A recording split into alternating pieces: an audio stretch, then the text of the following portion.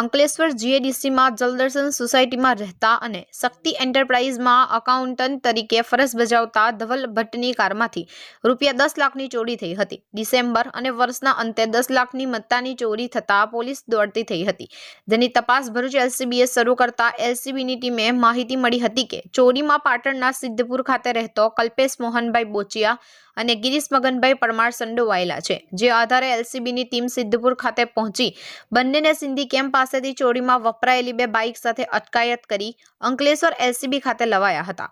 પકડાયેલ Kalpesh બોચિયાએ wanted રોજનીશ ઘુમાને સાથે મળી ચોરી કરવાનો પ્લાન બનાવ્યો હતો. ચોરીની તૈયારીના ભાગરૂપ પહેલા જે વિસ્તારમાં ચોરી કરવા જવાના હતા તે વિસ્તારના આરટીઓ પાર્સિંગની ડુપ્લિકેટ નંબર પ્લેટ બનાવડાવી દીધી હતી. જે લોકો બીમાર હોય કે પથારીવશ હોય તેમના ડોક્યુમેન્ટ મેળવી તેમના નામ પર રોકડાથી 2 બાઇક ખરીદી કરી હેલ્મેટ પહેરી ચોરી કરવા આવ્યા હતા. પકડાયેલા બંને ચોર અન્ય બીમાર વ્યક્તિના નામે ખરીદેલી બાઇક અમદાવાદ છારા ગેંગને આપતા જતા.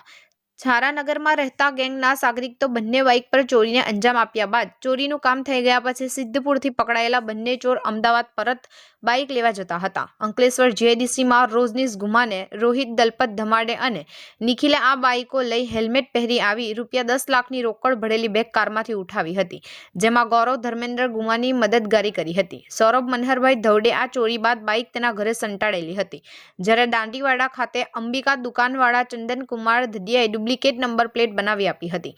એલસીબીએ 2 બાઇક, 3 મોબાઈલ મળી કુલ ₹1,30,000નો મુદ્દામાલ જપ્ત કરી કલ્પેશ મોહનભાઈ બોચિયા અને ગિરીશ મગનભાઈ પરમારની ધરપકડ કરી જીઆઈડીસી પોલીસ મથકના હવાલે કરી તોડકીના અમદાવાદના રોજનીશ ગુમાને, રોહિત ધબાડે, નિખિલ, સિદ્ધપુરના સૌરભ ધવડ અને દાંતીવાડના ચંદન ગઢિયાને વોન્ટેડ જાહેર કરી શોધખોળ શરૂ કરી છે.